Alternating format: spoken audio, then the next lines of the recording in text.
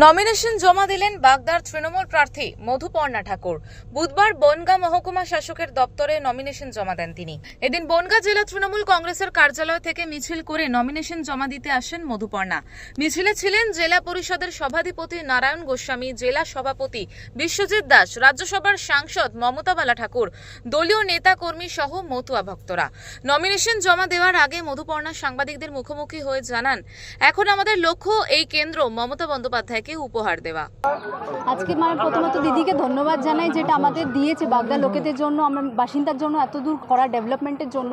তা আমরা চাই যে দিদিকে আমরা এটা জিতে, আমরা সিটটা জিতে উপহার যেন আমরা দিতে পারি। আমাদের এখন টার্গেট বাগদা সিটটা আমাদের জিতে দিদিকে মানুষের কাছে যেয়ে যেটা মানুষকে ভুল বিজানি হয়েছে ঠিক বুঝিয়ে আমাদের আগে যাওয়ার আমাকে মেন টার্গেট এখন ওটাই।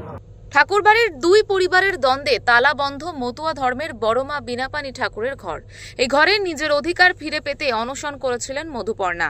এদিন নমিনেশন জমা দিতে আসার আগে মধুপর্ণা ঠাকুর এবং মমতা বালা ঠাকুর বিনাপানি ঠাকুরের সেই তালাবন্ধ ঘরের বাইরে প্রণাম করেন এবং হরিচাঁদ গুরুচাঁদ ঠাকুরের মন্দিরে পুজো দিয়ে নমিনেশন জমা দিতে আসেন।